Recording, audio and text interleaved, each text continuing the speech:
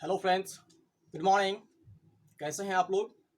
Friends, आज के इस अगली वीडियो में मैं आपका फिर से स्वागत करता हूं हमारे इस यूट्यूब चैनल पर जिसका नाम है learn English with Amit sir. दोस्तों, हम लोगों ने पिछली वीडियो में प्रेजेंट इंडिफिनिट टेंस के बारे में सीखा था कि प्रेजेंट इंडिफिनिट टेंस में V1 और V5 का हम लोग प्रयोग करते हैं, लेकिन सबसे ज़्यादा इम्पोर्टेंस ये होता है कि V1 और V5 का प्रयोग किस किस प्रकार के सब्जेक्ट के साथ किया जाए। तो उन नियमों को हम लोगों ने सीखा था। तो आज के इस वीडियो में हम लोग प्रेजेंट इंडेफिनिट टेंस के एम्फेटिक वर्ब के बारे में सीखेंगे। तो चलिए वीडियो को शुरू करते हैं और आप बने रहिए हमारे साथ, कहीं जाइएगा मत। तो चलिए दोस्तों शुरू करते हैं। फ्रेंड्स, आप यहाँ पे ध्यान दीजिएगा, यहाँ लिखा हुआ है emphatic sentence. Present indefinite tense के लिए एम्फेटिक सेंटेंस किस प्रकार हम लोग बनाया करते हैं और उसमें क्या क्या हम लोग यूज करते हैं। दोस्तों, सबसे पहले आप इस चीज को समझिए, एम्फेटिक होता क्या है। वैसे आप सेंटेंस के बारे में तो समझ ही रहे हैं, सेंटेंस का मतलब होता है वाक्य। और यह जो हमारा एम्फेटिक के रूप में दिख रहा होगा, इसका मतलब होता है जोरदार या असरदार।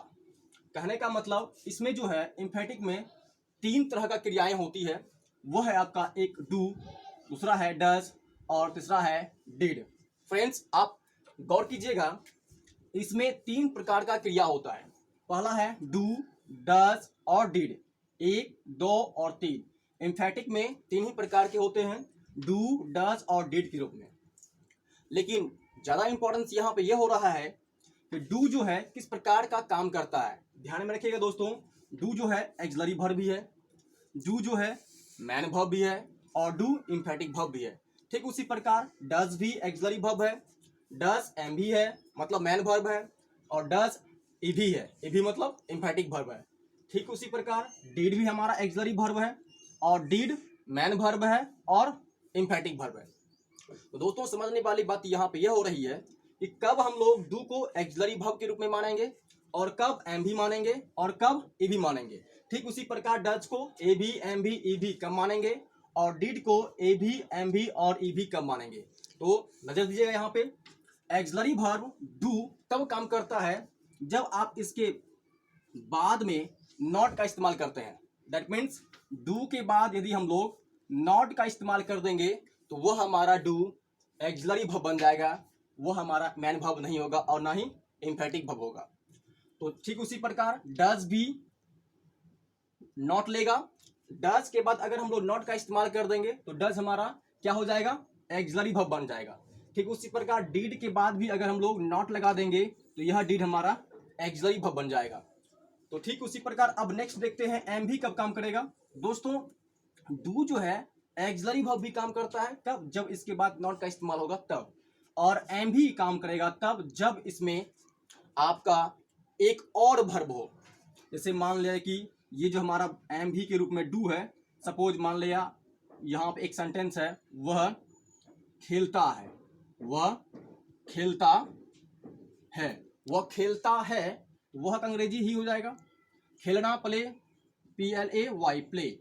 आप याद कीजिए, पिछले वीडियो में मैंने बताया था कि ही के साथ हम लोग V5 का यूज करते हैं, प्लेज। यहाँ पे क्या हो जाएगा, ही प्लेज। तो यहाँ पे दो डू और डज तो हुआ नहीं, कुछ भी नहीं हुआ, तो इसलिए यहाँ पे जो डू हमारा है क्या हो जाएगा, मैन वर्ब। लेकिन कब, जब डायरेक्ट इसका मतलब करना का मतलब होगा, जब इसका मतलब क्या होगा, करना अर्थात करता। वह करता है, वह कुछ ना कुछ कर रहा होगा, इसलिए डायरेक्ट इसको हम बना लेंगे ही डज, ही डज। अब ये क्या है, इसमें आपको केवल यही क्रिया रहेगा, इसके बाद कोई न्यू वर्ब नहीं मिलेगा आपको। लेकिन इसमें क्या होता है, जब डू हमारा एम्फेटिक वर्ब का काम करता है तो उसमें एक न्यू वर्ब आता है, एक न्यू वर्ब आएगा। जैसे वह पढ़ता तो है, वह पढ़ता तो है, ही डज रीड। आप यहाँ पे ध्यान दीजिए, इस डज के बदले एक न्यू वर्ब के रूप में आपका रीड आया है। ठीक उसी प्रकार इसके बदले भी कुछ आ सकता है, डज का जो जगह होगा वह चेंज नहीं होगा। अगर यहाँ पे इसको हटा दिया जाए, वह रोता तो है ऐसा लिखा हो, वह रोता तो है, तो फिर भी ही डज रहेगा ही, लेकिन रीड हट जाएगा, रोना का विप हो जाएगा दोस्तों। तो ठीक उसी प्रकार आप वर्ड को चेंज कर सकते हैं, लेकिन डू डज यहाँ पे चेंज नहीं होगा। जब डू डज हमारा एम्फेटिक वर्ब का काम करता है, उस वाक्य में एक न्यू वर्ब हमारा कोई ना कोई आता है। तो देखिए नेक्स्ट क्या है, बन रही है हमारे साथ। फ्रेंड्स चलिए देखते हैं, डू और डज और डिड को एक्सिलरी वर्ब, मैन वर्ब और एम्फेटिक वर्ब को पहचानने का क्या नियम है। दोस्तों जैसा कि अभी आप यहाँ पे देख रहे हैं, डू जो है एक्सिलरी वर्ब भी है, मैन वर्ब भी है और एम्फेटिक वर्ब भी है। ठीक उसी प्रकार डज भी है, देख सकते हैं, और डिड भी है। लेकिन एक्सिलरी वर्ब तब काम करेगा फ्रेंड्स जब डू के बाद क्या आ जाए, नॉट आ जाए। और एम भी कब काम करेगा, जब डू के बाद नॉट नहीं हो, डू के बाद क्या नहीं हो, नॉट नहीं हो, तब वह डू हमारा एम भी काम करेगा, मैन वर्ब। ठीक उसी प्रकार डू के लिए हम एम्फेटिक वर्ब तब मानेंगे जब डू के बाद एक न्यू वर्ब आ जाए। एक न्यू वर्ब का इस्तेमाल अगर यहाँ पे हो जाएगा, डू के बाद डू भी रहेगा और उसके बाद एक न्यू वर्ब किसी ना किसी प्रकार से आ जाएगा, वह न्यू वर्ब होने के कारण से डू हमारा एम्फेटिक वर्ब बन जाता है। ठीक उसी प्रकार अगर आप इसको समझ लिए हैं तो ये भी बहुत ही आसान है और तीसरा भी बहुत ही आसान है। ठीक इसी का वह रूल जो है फॉलो करता है, सेम है। और इसके बाद अगर नॉट होगा तो वह एक्सिलरी वर्ब होगा।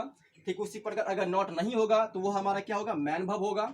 और अगर इस डज के बाद हमारा एक नया वर्ब अर्थात वन न्यू वर्ब आएगा तो वह चीज हमारा कहलाएगा एम्फेटिक वर्ब। ठीक उसी प्रकार डीड एक्सिलरी वर्ब भी है, मैन वर्ब भी है, एम्फेटिक वर्ब भी है। एक्सिलरी वर्ब तब काम करता है जब इसके बाद नॉट का इस्तेमाल होता है। अगर आप डिड के बाद नॉट का इस्तेमाल नहीं करेंगे तो वह हमारा एक्सिलरी वर्ब नहीं कहलाएगा, वह हमारा मैन वर्ब हो जाएगा। क्यों? क्योंकि डिड के बाद अगर नॉट होता है तो वह डिड हमारा क्या हो जाता है, एक्सिलरी वर्ब हो जाता है। जब इस डिड के बाद नॉट नहीं होता है तो यही डिड जो है एम भी का काम करता है, मैन वर्ब का काम करता है। दोस्तों नेक्स्ट है आपका ईवी। ईवी तब काम करेगा फ्रेंड्स जब डीड के बाद एक न्यू वर्ब आ जाए। दैट मीन्स डू और डज और डिड ये तीन प्रकार का क्रिया का काम करता है। एक आप देख सकते हैं एक्सिलरी वर्ब, दूसरा आप एम भी देख सकते हैं और तीसरा है आपका emphatic verb. Axillary verb, man verb और एम्फेटिक वर्ब ये तीनों जो है क्रिया तीन प्रकार का काम करता है। और कब किस प्रकार का काम करेगा ये आपको नोटिस और ट्रिक बता दिया गया है। इसको आप चाहे तो लिख सकते हैं या स्क्रीनशॉट कर सकते हैं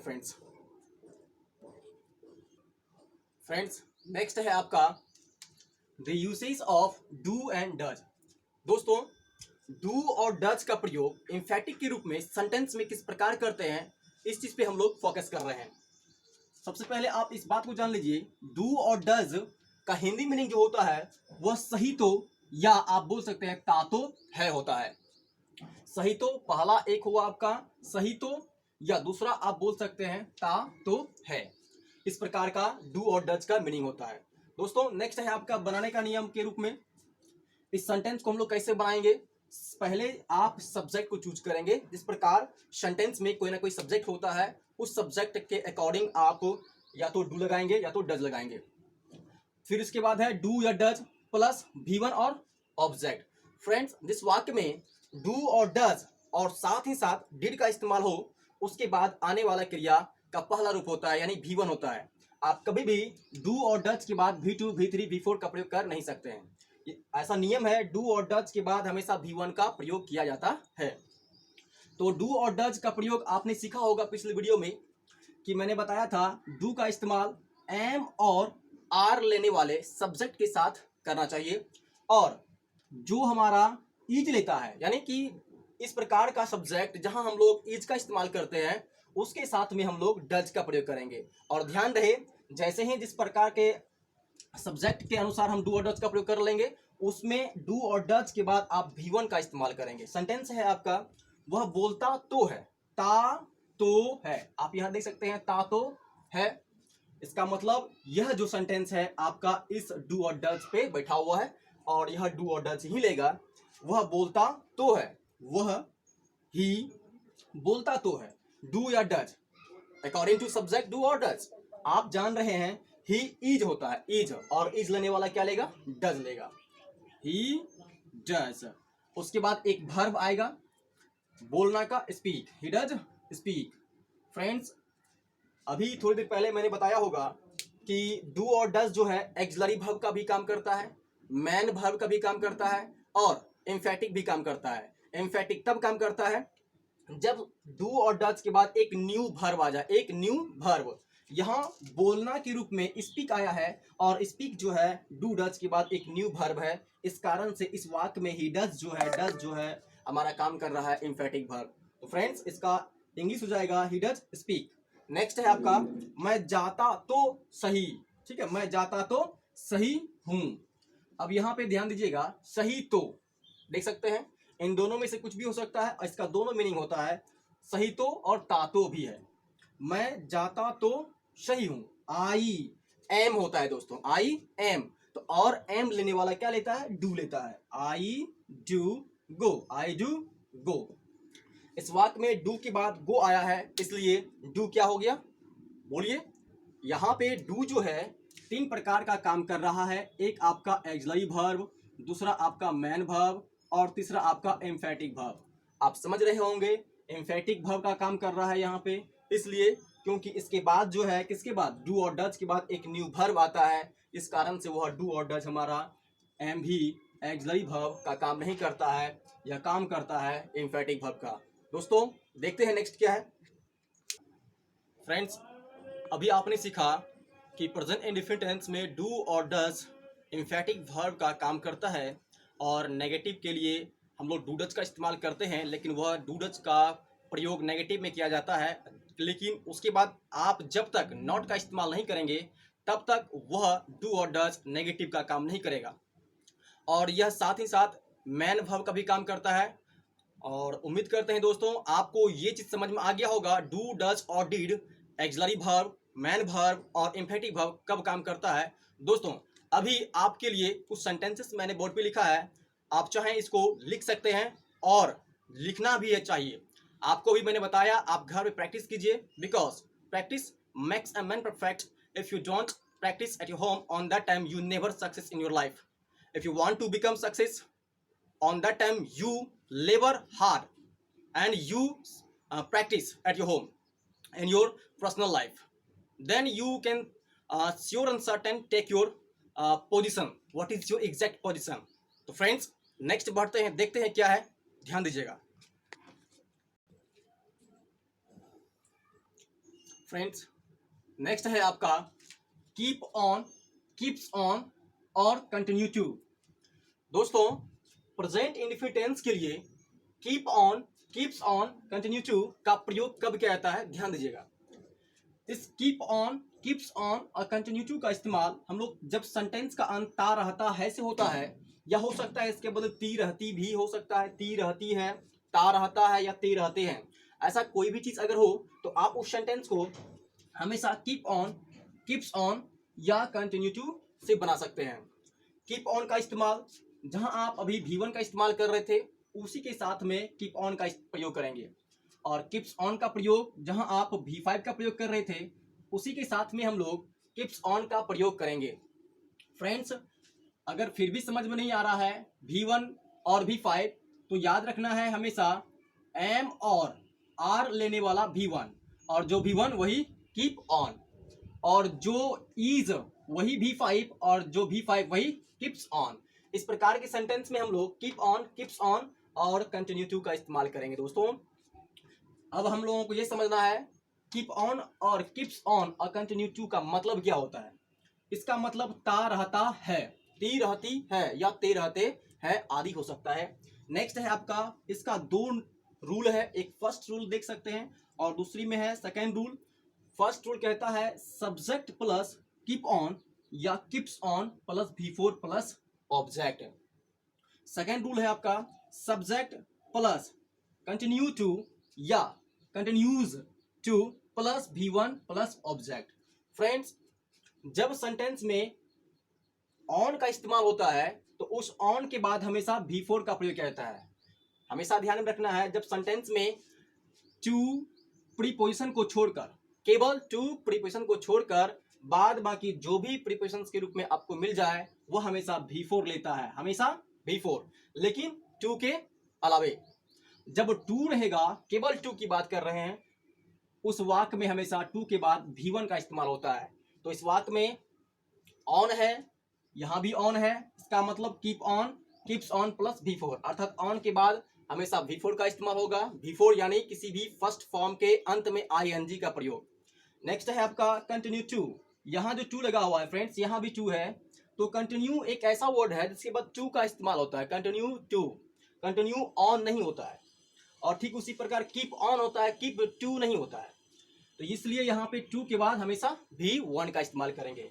तो देखते हैं एग्जाम्पल क्या है फ्रेंड्स, नजर दिए यहाँ पे। मेरी माँ मुझे सिखाती रहती है, मेरी माँ मुझे सिखाती रहती है। यहाँ पे लिखा हुआ है ती रहती है, ती रहती है। तो ती रहती से यह तात्पर्य हो रहा है कि यह सेंटेंस हमारा प्रेजेंट इंडेफिनिट टेंस से बिलोंग कर रहा है।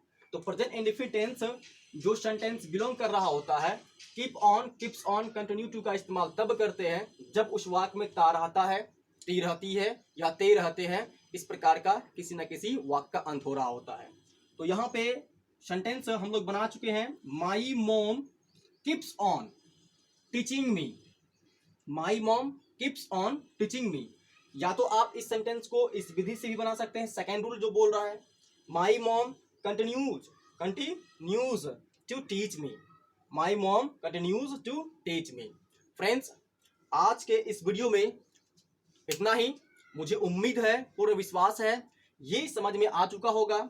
अगर ये वीडियो आपको पसंद आए तो लाइक कीजिए, शेयर कीजिए और कमेंट कीजिए। अगर आपको समझ में नहीं आया तो भी, अगर आपको समझ में आ गया तो भी। ठीक है, मिलते हैं अगले वीडियो में एक नए टॉपिक के साथ। तब तक के लिए नमस्कार, जय हिंद, धन्यवाद।